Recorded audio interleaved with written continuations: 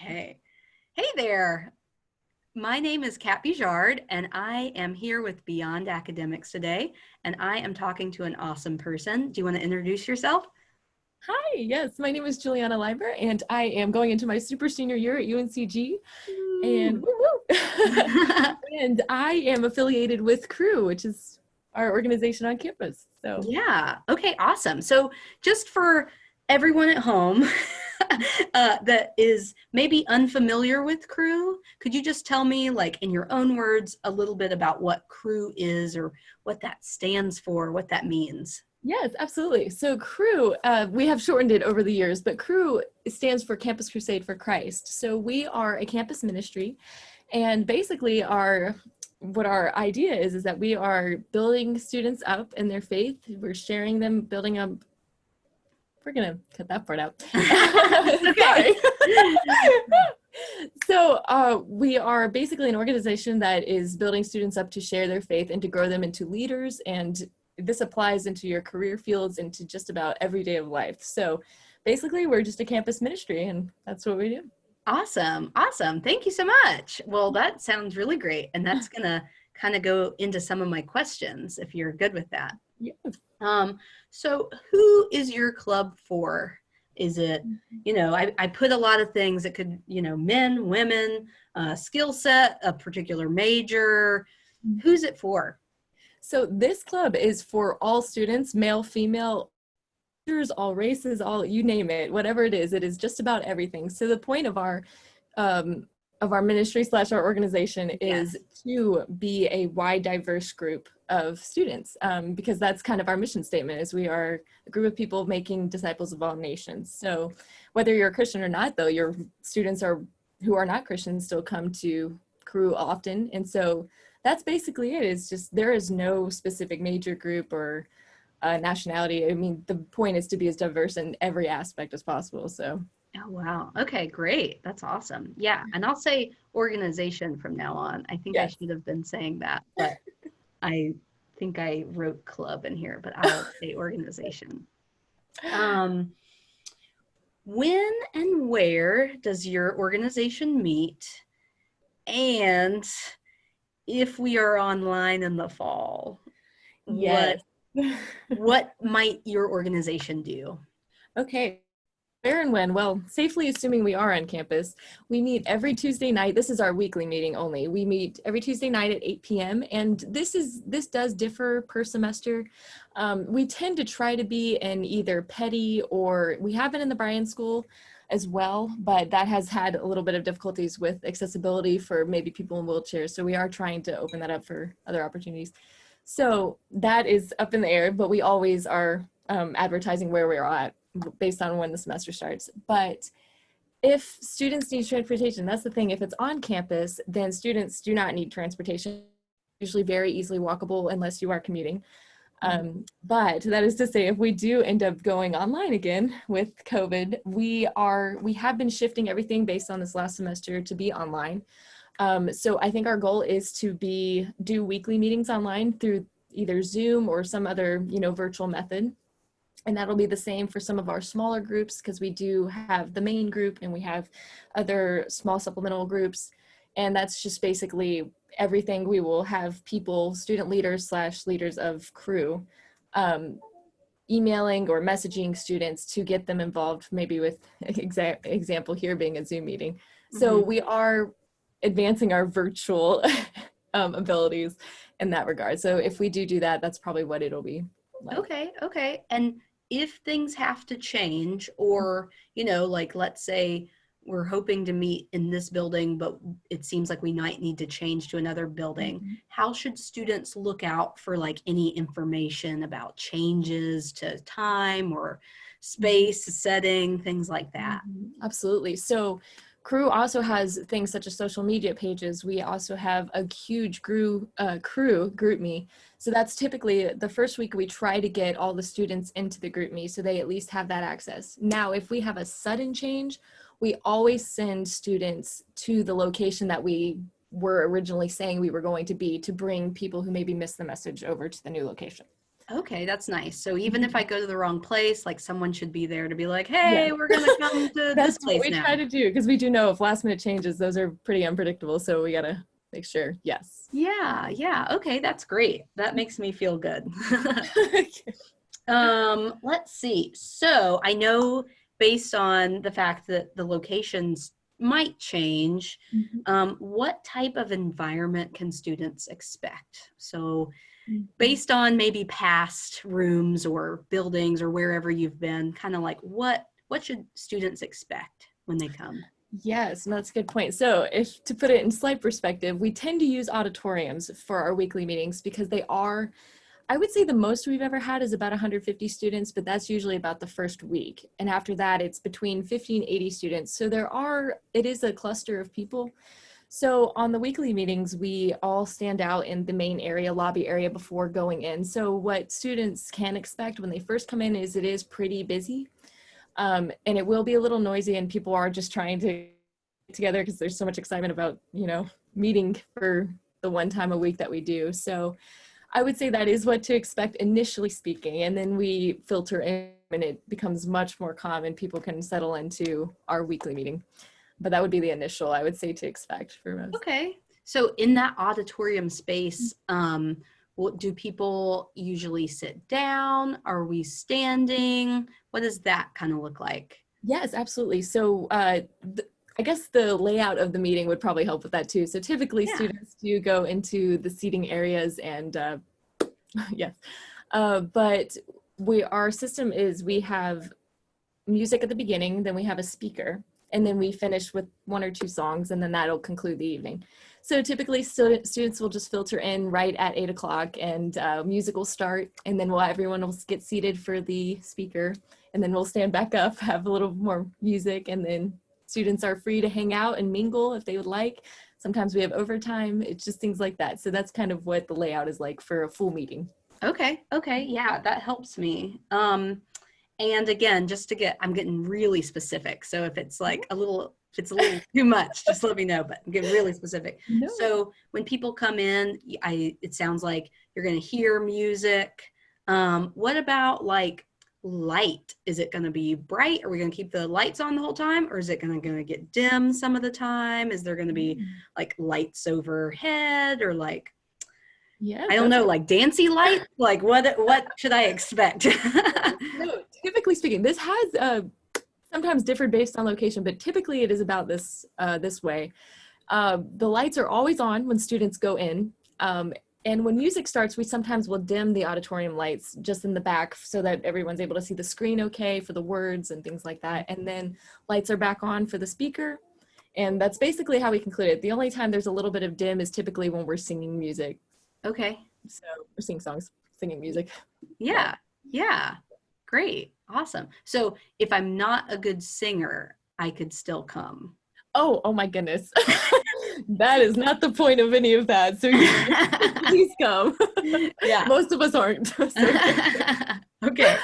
Okay, good. I just didn't know if so it sounds like we're all going to be singing together and maybe people wouldn't hear my voice as much as Oh, but we want you to be heard. But yes, sorry, I did fail to mention that we do have a music band. So we'll have singers up there who are leading us in the music.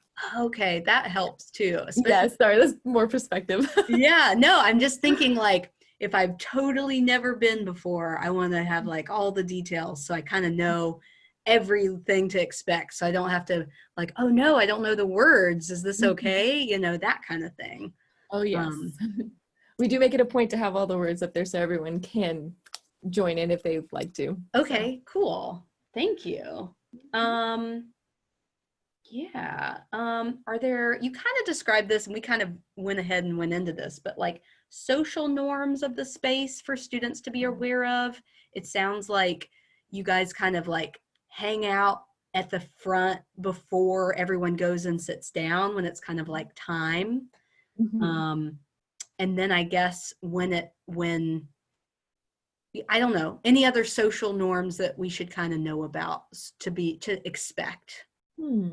Well, I'd say particularly, I think the biggest thing was just to expect that it does get a little bit noisier at the beginning, but the focus of that is just to be engaged with other students. And that can be a little bit intimidating at times. And that's why we do have smaller sections, just because for more, intentional relationships. But this itself, I would say it is meant to be a catching up period. So I think that's about the only thing I have to add to that particular environment at the beginning. Okay, yeah. So in the beginning, kind of catching up, hanging out with friends, then we kind of go inside and actually participate and sing and listen. And Yeah. then afterwards, maybe a little bit more catching up. Yes. Yeah. We have Okay. lots of ways to do that. Yeah. Yeah. Is there just something I'm thinking about? When I go in, can I sit anywhere, or is there like certain seats that are assigned for certain people, or how should I know? Yes, no, this is free for all. Get your own seat. But what we do like to do is there's always the people who kind of try to hang out in the back. And I know that is some more comfortable typically for newcomers. They're not as engaged initially. But what we do try to do is bring people closer together if we can, just so that they have more opportunities to talk to other students and to maybe grow some friendships in that area. So, but it is free for all in that regard. But that's kind of what we hope to do when we go in. Okay, cool. Thank you. Yes, absolutely. Let's see. Does it cost anything to join your organization or to be an active member? It does not cost to join in any regard. The only thing that I can think of for cost is sometimes we do trips. Like we'll do, actually, I think there's some questions in the future, but we have a thing called fall retreat in the fall. And so that costs a little bit of money as we have to go and you're fully fed, boarded and everything. But other than that, to be on campus as a crew member, student, there's no cost whatsoever. Okay, great. Thank you. Let's see. You kind of already said this, so you might repeat yourself, and that's okay. How does your organization market or advertise to students or potential members? Yes. Well, I would say initially advertisement is probably much like many other organizations where the first one is probably SOAR and fall kickoff, and all of these are the initial ways that we actually get contacts. So I would say between those main sources and then just on a regular basis through media pages, Spartan Connect, tables that with all the information of crew on it and with various topics and things like that. So I would say that's our main method on a regular basis, and that's how it begins, would be through SOAR and fall kickoff. Okay. Okay, great. Thank you. And I know you talked a little bit about your social media presence too, so that might be a way to just check in, especially if people like social media. But there's other ways if they don't. Yes, there are plenty of ways. Yeah. Let's see. How welcoming is your club to new people or beginners? That is our striving goal a lot of times. I mean, of course, every year you're there is we would love to keep, but newcomers we're constantly like, please, like, no, I'm gonna cut that part out. I'm sorry. I was just getting really excited because newcomers really are, that is our focus, is we really want freshmen or, just newcomers in general to be welcomed. That is our instant goal, is just, we want you to know that we do care and we are there for all of those. I know it's really uneasy sometimes getting involved with things everybody's throwing at you, a bunch of things to do. So I would say that crew, that is a huge focus, is we really want you to feel like we are being intentional with you, and that you're not just a number in a group necessarily, even though it can seem chaotic at times. I would say that is our goal. So yes, I would say very welcome. Yeah. And you started to speak to this, like what would you say to a student who may feel intimidated by or uneasy with getting involved?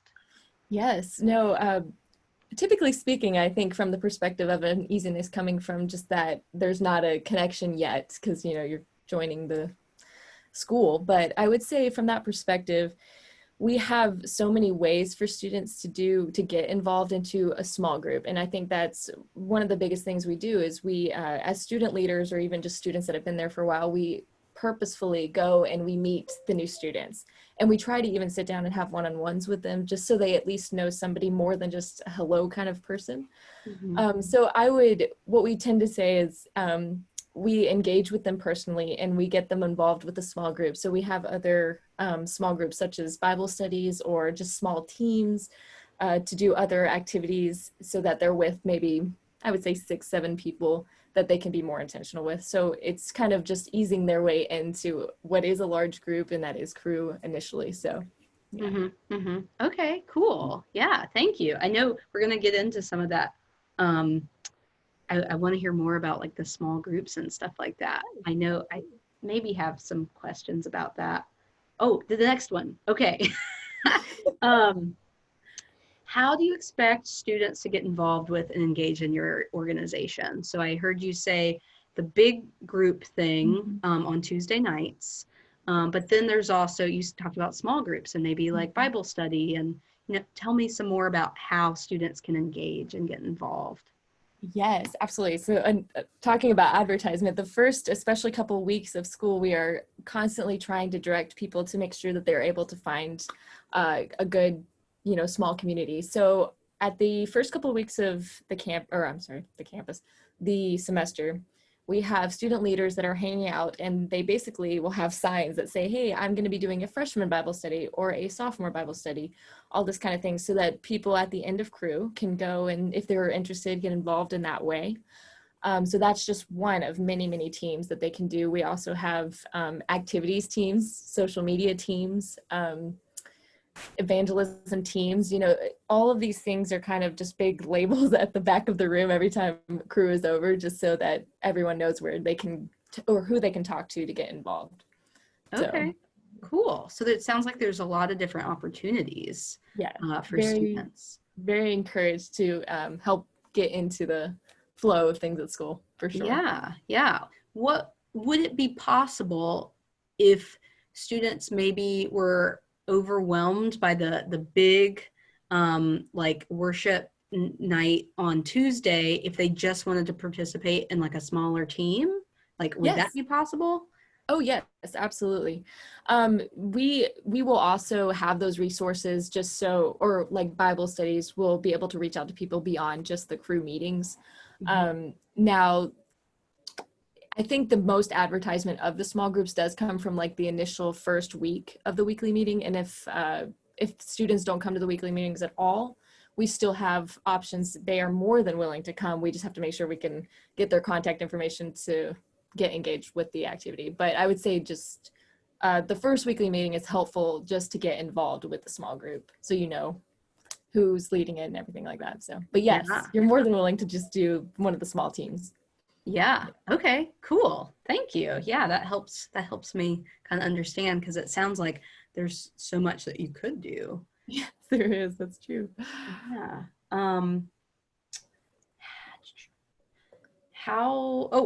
Does your organization socialize outside of meetings? And if so, how? Yes, we socialize a lot outside of meetings, which this is both, it's not so much Cru-led. We do like to say it's Cru-led, but students are actually the ones who decide to go out and do a lot of these smaller things besides, say, the Bible studies and the other teams that we have. So for socializing, though, one of the biggest ones I would say is after our Cru weekly meetings, we have overtime. That one is a more planned Cru event. And Hi. Hi, how are you? Good, how are you? Happy interview. Oh, thank you. Paper out of here. Sorry to bother you guys. I thought do you know which part we're gonna go? Yeah, you are absolutely fine. Sorry. No, you're fine. Are you home for the summer? I am. Yeah. That's totally fine. It's okay. That's what working from home is about. I gotta say. Okay. I'm sorry, I'm gonna have to recollect my thoughts. Yeah, I don't remember what I asked you. Oh, social events. Yeah. Social stuff. Should I just start that? I don't know if I should start that over, because that'll be an odd Yeah, cut. I know you said we do a lot of socializing, and then I can't remember anything. Yes. No, we do a lot of socializing. I was saying that the students tend to actually migrate into these unplanned Cru official events. So it's not Cru official, but the students, for instance, will get together in the UC to eat lunch. And that becomes kind of general thing. Crew students are up at 2 p.m., go up and study, do some work with some friends, things like that. But other more planned socials are, we have, for instance, swing dancing. That's kind of a fun one that's in the Greensboro area that we'll just put a little sign up saying, hey, we got swing dancing this Thursday. Other things are late cookout runs. We just love midnight cookout runs. So that's Yeah. a fun social. But we do have things on the EUC lawn pretty often. So there are a lot of opportunities to have social events for sure. Okay. Yeah, that sounds great.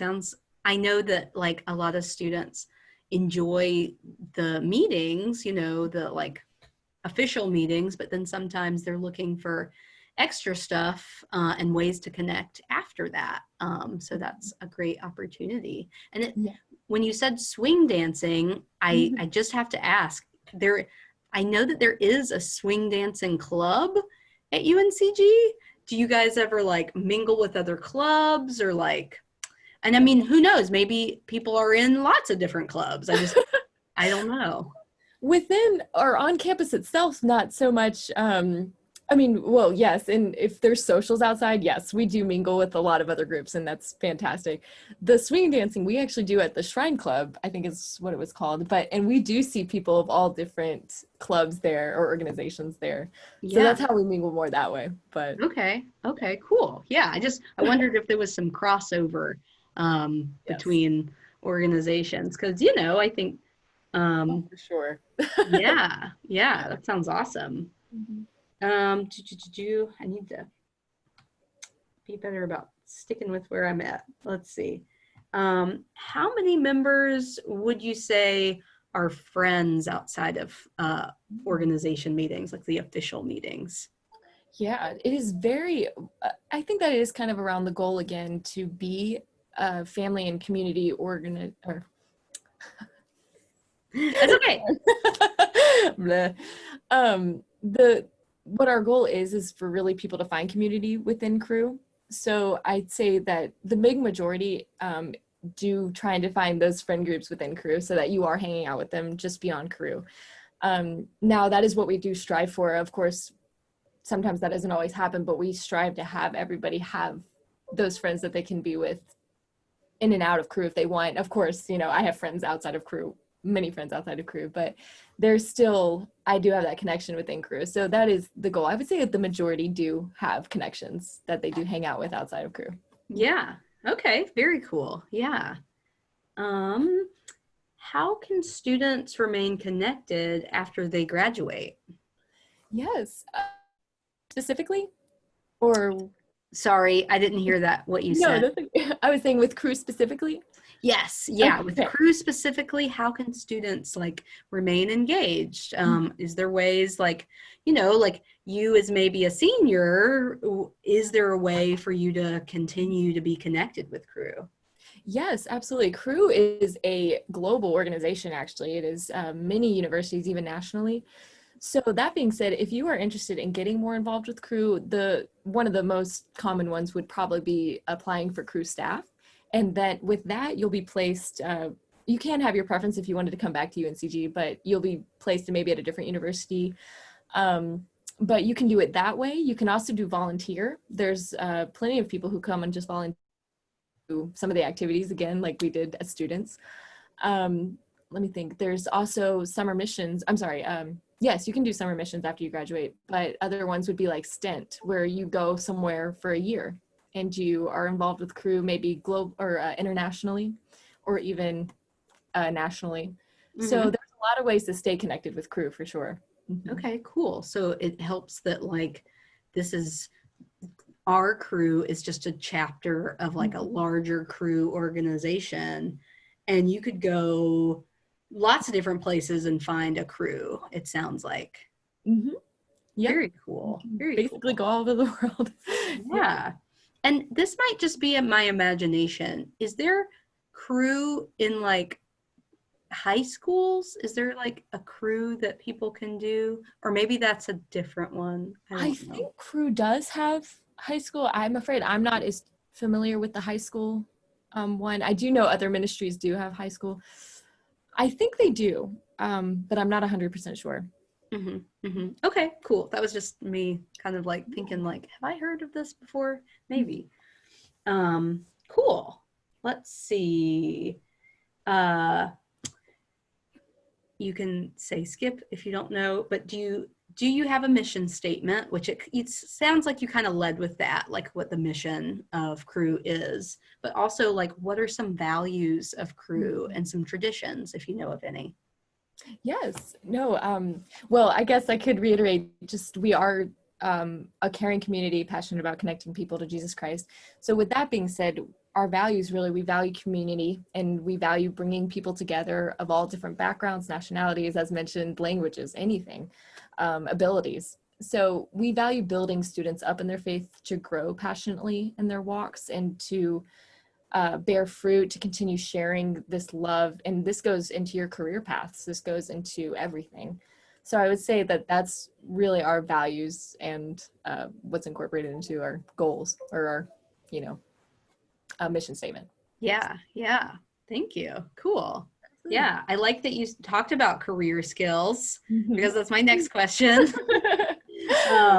Does your club or does your organization connect in any way to academic or career skills? And even if it's kind of abstractly, like, is there a way that you can kind of bridge that with Crew? Yes, absolutely. So even specifically, actually, Crew does do business forums. So one of our main things is every year we have what we call an E2 forum, which is a entrepreneur and executive forum. And that's basically where business people of Greensboro come. And what they say is that we are investing in the leaders of tomorrow. That is obviously our generation going into this next phase of careers. So these professionals particularly share their experiences and they share valuable information on how to grow in your career.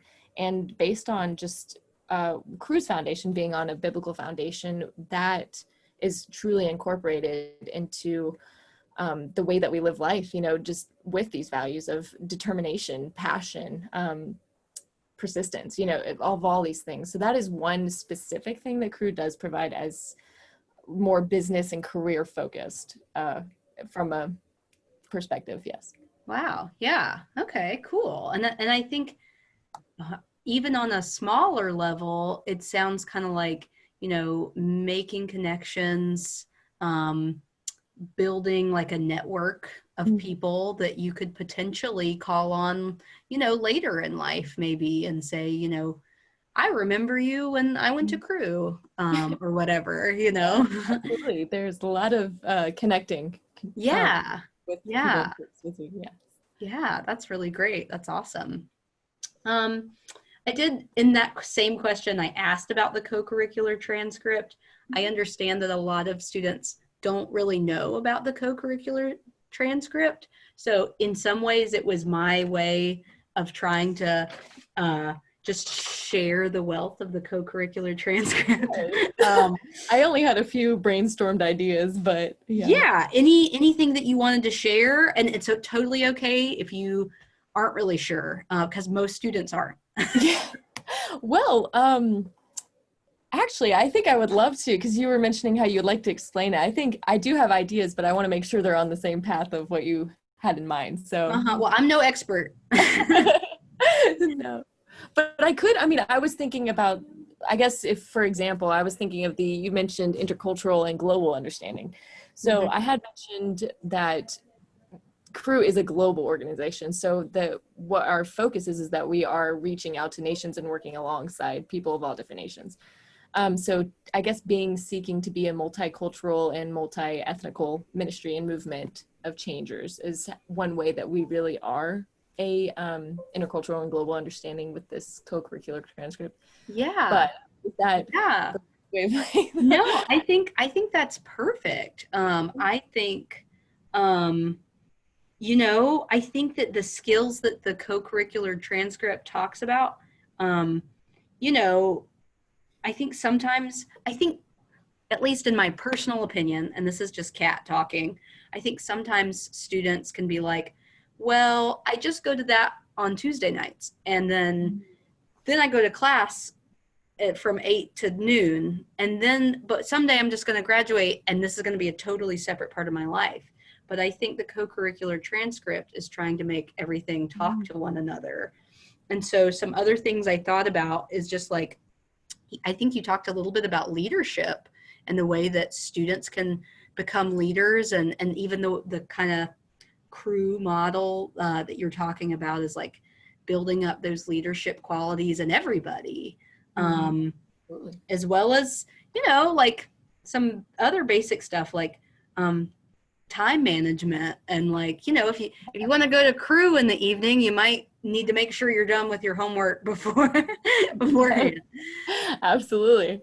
Yeah. So you know, and then awareness of self and personal strengths, you know, like knowing who am I, and, you know, what do I need to get better at. But, you know, really, I think the things you said exactly, definitely true. Yeah. Well, I think those are the end of my questions. Okay. But if there's anything that I didn't ask and maybe should have asked, is there anything else you'd like to share? Well, let's see. Well, if I may ask, well, hold up, let me see if I remembered you had asked a question about beyond academics, but Yeah, I think I skipped it. I asked, and you're I'm sorry. No, that's okay. I wasn't like trying to necessarily be like, but I think No. that was a great point because I didn't know how exactly. I did remember the disability aspect, so I was like, well, I mean, we do have definitely tried to engage again diversity of all things, but Yeah, I think in going through all my questions, if I don't keep up exactly where I'm at, I skip some. So I did ask a little bit about how important is diversity to your club, and what kind of accommodations does your club provide, or your organization, I'm sorry, does your organization provide for variously abled students across a range of ability? Yeah, that's true. I guess that does kind of go back to some of the things that we had mentioned, diversity being a huge thing. I guess from another mission statement perspective is we are to go and make disciples of all nations. So with this mindset, we are valuing diversity. We value all different cultures. Now, again, we are seeking to do all these things, and sometimes it is difficult because we really want to accommodate to everybody. And so to say that we value it is so true. And so each semester we're building on different ways that we can reach different people of different backgrounds, for sure. Okay, cool. So, you know, I'm here representing beyond academic students. Have you, I don't know in your experience, but have you witnessed any beyond academic students engaging in your club in the past, or are you sure? I don't know. Yes. No, actually, that's a great question. I have actually, and this is one of the other things that I loved particularly about Crew is we have a lot of students that are ASL majors, believe it or not, and so we have very easily accessible interpreters. So believe it or not, we have had, I've seen probably more of the deaf community specifically because we have a lot of students that can interpret in our meetings. So I would say that was one of the biggest experiences I have seen within our 4 years. That's really cool. It's really cool that it seems like it's popular among the ASL community. That's really cool. I was pleasantly surprised. I loved that when I came for the first time. I was like, wow, that's amazing. So yes. Yeah. Wow. It's great. It's great that students have that skill, really, because they can use it like everywhere. That's awesome. Cool. Let's see. Was there anything else I skipped? Thank you for saying that, because I was like, I know that there was a question in there, but I think I just have too many questions. Oh no, I think I answered all the questions like in each question, so I just wouldn't be surprised. Yeah. I think that's all. Let's see. We talked about the larger group meetings, and then there's smaller group meetings. And do those have any particular time, or does that just depend on the individual group? So typically speaking, we do have set times typically. So if I remember right, Thursdays tend to be the general day for upperclassmen Bible studies, and I believe Wednesdays are the typical day for freshmen and sophomores. Now that does vary, but we always have a set time based on when the semester starts. Each of the student leaders get together and they figure out what time all the students could make a Bible study. So Yeah. Okay, cool. Very cool. And then, yeah, and then it sounds like there are like some smaller, so it seems like, okay, so there's like big group and then medium-sized groups, like freshman, sophomore, junior, senior, and then some even smaller things. Like if people are interested, you mentioned some very specific groups kind of in the beginning there. yes. Like we have evangelism teams, or we have social media teams. Those tend to be a little bit on the smaller end, or even the worship band also is a team itself. So all of these things are coming together. But yes, there's so many opportunities. If you're musically inclined, we have a worship band. If you're techie, we got we got all of that stuff too. Wow. Awesome. So there's like a lot of different ways that people could put their skills and talents to use. That is, yes. And we try to apply. Some students have actually come up with a talent that they have, and they're like, hey, I'd like to do, something revolved around this. Like if we had a dancer, he was like, I would love to do a dance group. And I'm like, sure, let's do it. So that is kind of like, we love when students bring us things that they like to do. We're like, let's incorporate it. If we can, we will do that. So that's kind of how we've gotten some of our little groups. Yeah. Wow. That's incredible. I like that. Yeah. Well, if there's anything else you'd like to add, anything? That's it. Well, should I mention maybe, I don't know if you want to know about some of the opportunities that Cru does have. I have mentioned them a little bit, but Yeah. I don't know if this is going to students who are like, so what do you guys do outside of like campus or something like that? Yeah. Yeah. Please. Anything. Okay. I have mentioned summer missions and things like that. Those are probably some of our priorities. But we also have conferences. One of the biggest ones is a winter conference in December. So that is where universities of all around the country are basically bringing students to Greensboro, believe it or not, and having a huge 5-day conference. So more or less, I think there's so many, like fall retreat that I mentioned earlier, winter conference. There's also a spring break trip. All of these are put together for the sake of students to go and to hear from speakers, to learn values, to grow, even in careers. It's just, all of this is intertwined to grow in leadership, to grow in whatever they're studying. I mean, that's why we're such a diverse group with majors, because it's not prioritizing that particularly. So there's a lot of opportunities, I guess, was the main point there. Yeah. Okay. Very cool. And would more information about where that's going to be like come closer to time? Like I guess in December, would hear kind of like what the plan is for the conference in December. Yes, that's true. Yeah. Yeah. Well, I hope that can happen. I sure hope so too. Those are like good. Yeah. Okay. Well, if that's all, I think that I will thank you for your time. Yes, thank you for speaking to me today. Thank you for speaking with me. I appreciate it. Yeah. I am going to hit the stop recording button.